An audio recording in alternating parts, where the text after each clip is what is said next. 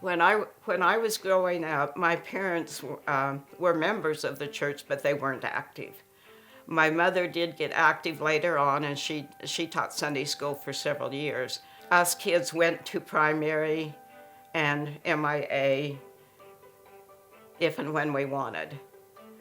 When we got older, we wanted to, and so we did have that in our lives, but we didn't really grow up in the gospel. Like I said, they were good people. We just didn't have prayer or things like that. Before we'd sit down for breakfast, we'd kneel down around the table, and we'd have family prayer. And then my mother would get up and we'd all eat breakfast. And then we'd say that this is what I couldn't figure out. As soon as we got to sit up to the table, we'd say a blessing on the food. I don't know why we couldn't do it while we were kneeling down. But that's the way it was. We'd have family prayer and then get up and ask a blessing on the food and eat.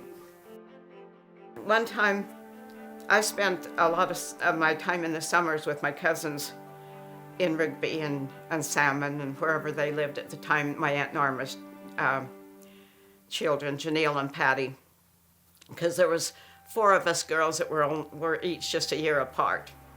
And so we all spent a lot of time together in the summer as much as we could. But I was in Rigby with my cousin Janelle, spending some time, and a bunch of us girls decided to go out and go swimming in the reservoir. And as I told you before, I did not learn how to swim. So we got on this raft and we were going out, and I got scared and I thought, I'm not going to do this. So I jumped off the raft, and I thought I was close enough to shore to make it, but I wasn't. And I could not make it back. And all of a sudden, I found myself on the shore. And I don't know how I got there. I just don't know how I got there. And that's been a spiritual experience, that I was saved for some purpose. And I don't know, I guess just to raise my kids and have the church jobs and things like that. But I do know that I don't know how I got back on that shore, because I went under 3 different times and I was fighting for my life, but I was saved. I've not told anybody that story but Elden. We've had many blessings in our lives. Elden and I as a family. See, when Elden was 37, he got cancer. And my youngest, Lorna, was 5, and my oldest daughter, Jana, was 16, and Kirk was 12. Marla was 9. It was a scary time for us. Dr. Goodenough came to my door and knocked on it to tell us that he had cancer. It was called Hodgkin's. He says, there's no guarantees. You better lease out your farm and sell your bulk plant, because we owned a bulk plant and delivered fuel to farmers. And you're going to have exploratory surgery, and we just don't know. So after he left, I started crying, and Elden grabbed me by the shoulders and said, I'm not giving up, and don't you. We're going to fight it. And he had all the faith in the world. We went to Pocatello, and he had tests up there. His brother in Salt Lake, his wife's father was a doctor. And so he said, get him down here. We have the best equipment. This was in 1980. And so we left that hospital and went to LDS Hospital in Salt Lake. He had more tests. The doctor came in and said, okay, we've done all the tests we can think of. And so he said, we'll know how to treat it now. And then Elden said to him, would you have a word of prayer with me? And he wasn't a LDS, but he said yes. And so Elden gave a prayer. And when the prayer was over, this doctor said, there is one more test that I think I'll do. And so he did it, and he found out that Elden also had stage 4 cancer in the liver. If they hadn't have done this other test and found out that, they would have treated him different, and it wouldn't have got that cancer. So he had to go through 9 months of chemotherapy, and he never complained. It made him really sick all the time, but he never complained. And he was in the bishopric at that time, and he never missed one Sunday of church. The doctor told me, he says, we're right here, and hopefully we can make it over to there. Because I went to the doctor to get my chemo shots, and there was several of them that were getting chemo shots. I was the only one that's still alive. They'd all passed away. And I give all the credit to the Lord. I'd take a chemo shot, and I was lucky if I got home. And it was kind of funny because I had a bucket by the side of my bed, and I would throw up. You won't believe this, but I threw up about every 20 seconds for the first hour. And then it started going down to maybe 10 minutes or 15 minutes. And I throwed up so much I didn't have anything left to throw up. And that was the hard part. That's when it got hard. But I didn't worry about it. If I die, I die. I finally got so comfortable with it that I didn't worry about dying.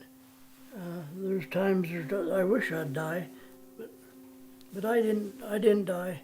I prayed to the Lord that if I could just live long enough to raise my children, that's all I asked for. And I did, and I'm still here. Cancer is a blessing if you look at it the right way, because it gets you focused. You know, you're not looking at new cars and new pickups, going bowling or things like that. Your focus is to get better. Get better for your wife, get better for your family, support your family physically and financially. That was a big trial for me. I learned that if you have righteous desires, the Lord will bless you. If I want to get rich, it's not so much. But if I want to be there for my family, He will let you. Well, I also learned to be strong and to have faith, because he had a priesthood blessing before he went to the doctors. And the priesthood blessing told him that he would have to go through all of this, and it would make him strong, but he would be okay. And so I had to have the faith that that was what was going to happen. But I also had these 4 children, and it never worked a day in my life, so I thought maybe I better get a job just in case. I like to cook, so I put in an application at the school, and I cooked at the lunchroom in the elementary for 3 years, and then I became the food service director for the next 23 years. It wasn't going to be that long. It was only going to be a few years till we found out if he was going to be okay. But once I got working and we liked it and it worked in, and anyway, it ended up being 26 years. I was older when I first got a testimony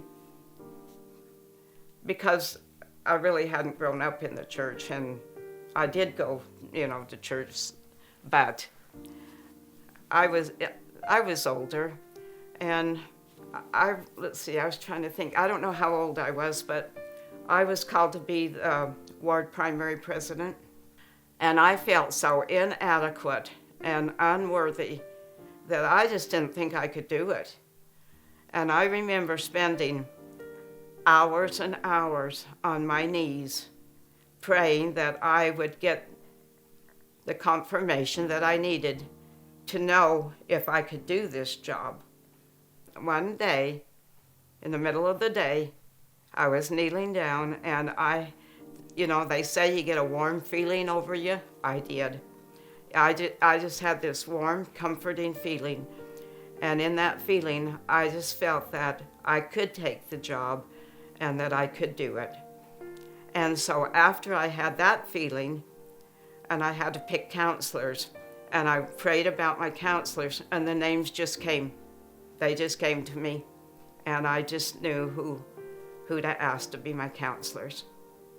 And then I knew then that I had a testimony of the gospel. I served a stake mission. In fact, I was in the stake mission presidency, and I was there for 5 years. But I didn't go on a foreign mission or anything like that. None of my brothers went on foreign missions, and all my brothers, all of their kids went on foreign missions. So I started out, I was in 4 different elders' presidencies, once as the president. Then I was called to be a stake missionary, or in the stake mission presidency, and I was there for 5 years. We have temple excursions one Saturday a month, so I'd take my car and give rides to anybody that wanted to go to the temple. We'd go over there and do a session, and then we'd go out and eat, make an event of it. You only have to go through the temple once to get your endowance, but you're helping somebody else all the rest of the time. I learned that it wasn't about me, it's about somebody else. Well, after you've gone through for yourself, then what you do is for somebody else. That's what I learned about it. And take joy and have joy in doing it. All of the widows in our ward, we had a lot of them. Whenever they needed a priesthood blessing, they would call on Elden, because he would go in and kneel at their feet, take their hands, and ask them how he could help them. And so they all loved him and called on him. Very compassionate. Yeah, there was one lady that she wasn't expected to live much longer. Her son was a bishop, but she asked me if I'd come and give her a blessing, and I did. I can see why the Lord loves them. I can feel why the Lord loves them, because their hearts are pure, very pure. The gospel is important in our lives. It's what holds us together, along with our love. We have a picture in our bedroom. I was just thinking of it today, of the Savior up on the wall. And when I turn the lights out and come back to bed, I can see the picture, but I can't see who's in there. I can just see the picture. But my faith, I know that he's there. Even though I can't see him, he's there in that frame. And that's a testimony to me that he is there when we can't see him. And we've leaned on him a lot, and he has blessed us a lot. I really believe in prayer. We've had a lot of our prayers answered. I just love the gospel and love the temple, and just thankful for everything we have, and our kids and our grandkids, everybody. We're just, I just love the Lord, and I know he loves me. I said that, but he's just someone you need to keep in your thoughts and your hearts every day.